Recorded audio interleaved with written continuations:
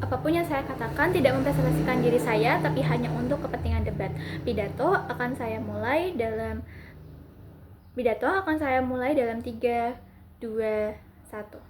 Dua beban pembuktian saya sebagai pihak pemerintah adalah: satu, mengapa mengenakan pajak tinggi terhadap perusahaan manufaktur yang melakukan otomatisasi terhadap sebagian kerjanya itu layak untuk dijustifikasi. Tapi yang kedua, mengapa menyetujui mosi ini lebih memberikan dampak baik dibandingkan dampak buruk. Masuk ke definisi. Otomatisasi adalah penerapan teknologi, program, robotik, ataupun proses yang membuat produk dengan input manusia yang minim. Sedangkan pajak ada satu hal yang wajib dibayarkan oleh seseorang ataupun perusahaan atas aset yang mereka miliki. Sedangkan perusahaan manufaktur adalah perusahaan yang mengolah bahan mentah ataupun bahan setengah jadi menjadi barang yang jadi dan siap untuk diperjualbelikan. Status quo saat ini adalah pajak tinggi belum diberlakukan untuk para perusahaan manufaktur ini tadi, sehingga menimbulkan masalah di mana mereka memiliki banyak keuntungan ataupun pendapatan atas usahanya, tapi pajak mereka itu tetap sama dan artinya tidak tinggi sehingga terjadi ketidakseimbangan. Tujuan saya adalah memberlakukan pajak tinggi terhadap perusahaan ini tadi supaya bisa mengimbangi antara keuntungan dan pajak yang harus mereka bayar. Mekanisme yang saya tawarkan adalah: satu, untuk perusahaan yang masih merintis atau baru mulai berjalan, mereka tidak langsung diberikan kenaikan pajak, tapi ada jeda waktu selama 2 tahun untuk mereka bisa menstabilkan ekonomi perusahaan mereka. Tapi yang kedua, untuk perusahaan yang masih merintis, tapi pemilik usahanya itu memiliki usaha atau perusahaan lain minimal 2, maka pajak tinggi itu akan diberlakukan. Tapi yang ketiga, jika perusahaan itu sudah besar dan pendapatannya selama 1 tahun mengalami kenaikan, maka pajak tinggi akan diberlakukan. Masuk ke argumen saya adalah: satu, bagaimana yang terjadi di status quo. Saat ini, perusahaan-perusahaan manufaktur belum mendapatkan kenaikan pajak. Mereka masih melakukan kegiatan ekonomi tanpa ada tanggungan pajak yang signifikan naiknya, padahal keuntungan mereka itu mudah untuk meningkat. Saat ini, perusahaan-perusahaan manufaktur masih dianggap butuh bantuan dengan tidak adanya kenaikan pajak, sehingga keuntungan mereka itu tetap besar, sedangkan tidak ada gaji untuk manusia yang harus mereka bayarkan sebegitu banyaknya. Tapi kenapa kenaikan pajak ini belum terjadi? Satu, masih ada anggapan bahwa perusahaan pajak besar,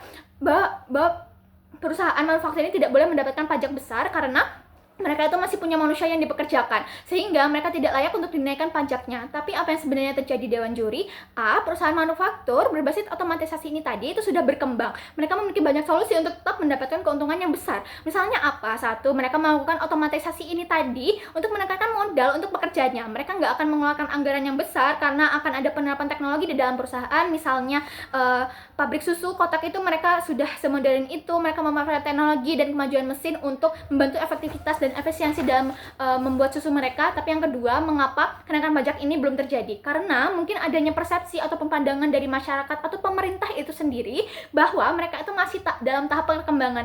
Mereka belum sebesar itu untuk sanggup dibebankan pajak yang tinggi karena mungkin masih ada dampak dari wabah COVID-19, sehingga mereka itu masih di tahap perbaikan ekonomi perusahaan. Tapi sebenarnya Dewan Juri, mari kita ubah pandangan itu. A, wabah COVID-19 itu sudah lama terjadi. Saat ini dunia itu sebagian besar sudah pulih ekonominya. Misalnya di negara-negara Cina ataupun negara tetangga kita, Malaysia, itu mereka sudah pulih ekonominya dan banyak pengembangan di dalam negaranya setelah COVID-19 itu berakhir. Tapi B, perusahaan-perusahaan manufaktur dengan basis otomatisasi ini tadi sudah seberkembang itu. Mereka sudah mampu menerapkan teknologi, robotika, atau program-program yang canggih ini tadi. Artinya mereka memang sudah ada kapabilitas untuk membeli mesin-mesin canggih tadi.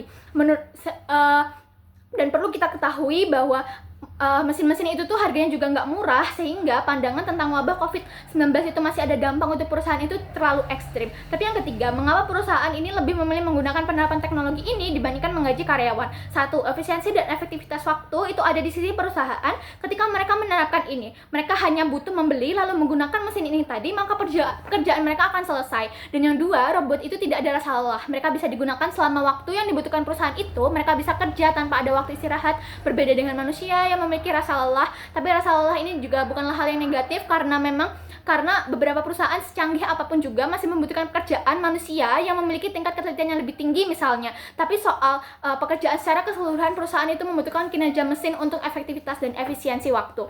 Masuk ke argumen kedua saya, mengapa hal ini layak untuk dijustifikasi? Satu, perusahaan-perusahaan manufaktur yang sudah berbasis otomatisasi ini tadi, itu artinya mereka sudah memiliki kemampuan yang lebih secara ekonomi. Dengan mereka bisa membayar dan menggunakan basis-basis otomatisasi ini tadi. Meskipun mereka adalah perusahaan yang masih berkembang sekalipun, mereka juga tetap bisa menghemat penggajian untuk karyawan mereka karena dialihkan ke anggaran-anggaran yang mungkin bisa mengembangkan lebih lagi perusahaan mereka, sehingga pemerintah itu juga seharusnya sadar bahwa perusahaan-perusahaan manufaktur dengan basis otomatisasi itu layak untuk diberikan kenaikan pajak yang tinggi. Tapi mungkin untuk perusahaan kecil-kecil yang masih kecil, yang baru dibangun dengan pemiliknya itu tidak ada sumber modal lain, dari misalnya dari usahanya yang lain dan hanya bergantung pada investor mereka juga akan diberikan keringanan dengan mereka akan diberikan waktu untuk menstabilkan ekonomi perusahaan mereka selama minimal 2 tahun dan maksimal 4 tahun, baru mereka diberi kewajiban untuk membayarkan pajak yang tinggi. Selama 2 tahun ini mereka bisa menstabilkan ekonomi mereka dengan melakukan kegiatan jual beli tanpa ada beban pajak yang tinggi, dalam artian pajaknya itu masih normal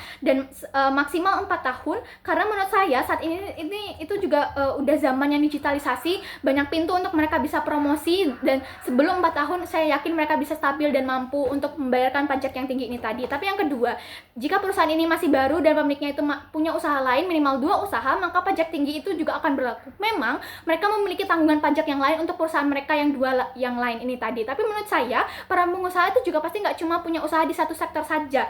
Usaha mereka yang 2 ini tadi bisa saja bergerak di sektor yang lain yang memang tidak ada kenaikan pajak. Belum lagi pendapatan dari usaha-usaha mereka ini dari segi investor, saham, dan sebagainya.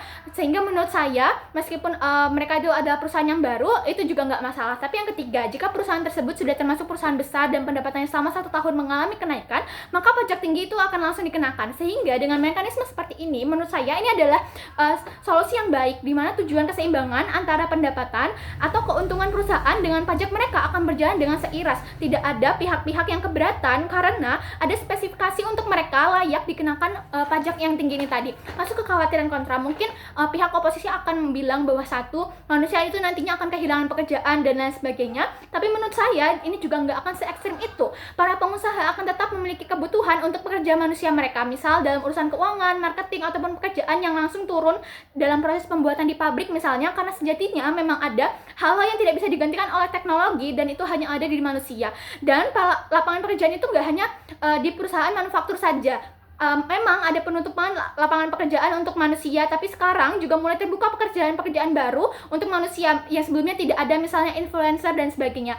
Tapi yang kedua, mungkin pihak oposisi akan mengatakan bahwa perusahaan akan kehilangan pendapatan karena kenaikan pajak dan berpengaruh pada investor mereka akan jadi kabur dan sebagainya. Tapi menurut saya ini nggak akan terjadi karena ada spesifikasi dan syarat-syarat untuk sebuah perusahaan dikenakan pajak yang tinggi, dan para investor akan tetap ada selama mereka itu masih mendapatkan keuntungan. Karena perusahaan kamu dikenaikan pajak yang tinggi, artinya perusahaan kamu dianggap memiliki kapabilitas untuk membayarnya. Sehingga menurut saya ini juga nggak akan terjadi. Oleh karena itu, bangga mendukung mosi.